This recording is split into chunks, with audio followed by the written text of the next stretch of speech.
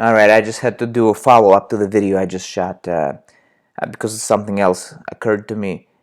Just another, looking at the same thing from another angle, is that what happens when you wait for symptoms to go away before you do anything? What happens is that now you're basically sending a message to your brain that, yeah, I am concerned with these symptoms. These symptoms, are stopping me. They are something to fear,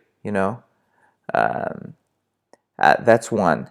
Two, what happens when you do go out and challenge your symptoms, and then maybe you get an increase in symptoms potentially, and then you reassure yourself, you calm yourself down, and then you go out and do it again, you challenge your symptoms again, and as you continue to do it, you build up a body of evidence that, hey, look, these symptoms really are harmless.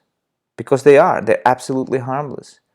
They're very unpleasant, I know that, but they're harmless. There's no pathology. You're not broken, I'm not broken, there's no damage being done. There's no tissue damage. You're not making anything worse. If more symptoms doesn't mean something got worse. See, that's the thing.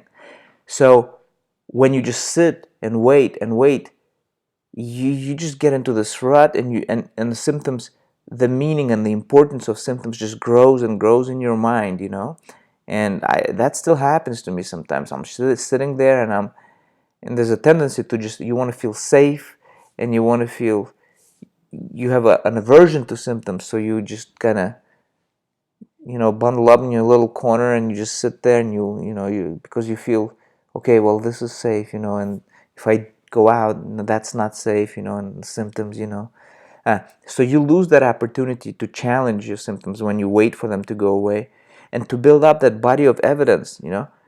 I now have, over the past 7 or so months, built up a body of evidence like, look, I was completely bedbound, and then I challenged my symptoms, and they got worse, but I reassured myself, and I took the next step, and the next step, and I can look back on that now and say to myself, I've proven to myself that the symptoms aren't dangerous. Now, before I could do that, I had to read Dr. Sarno's books.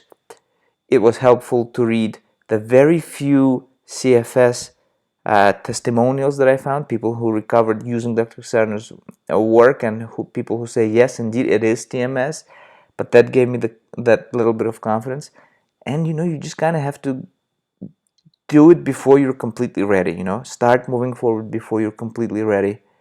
And hopefully you can get support. Hopefully you can get reassurance through videos like this one. But yeah, if you wait for the symptoms to go away, if you don't challenge them, you're just going to be stuck. You're not going to have the chance to build up this body of evidence that, look, they're harmless. It's okay. And also, it's easy to forget that. So doing it constantly and continuing to do it is important, because it reminds yourself, and it sends the message again to the brain that no problem, I'm okay. And I think repetition is key, and this is why it just takes a long time sometimes. So for some people it's quick.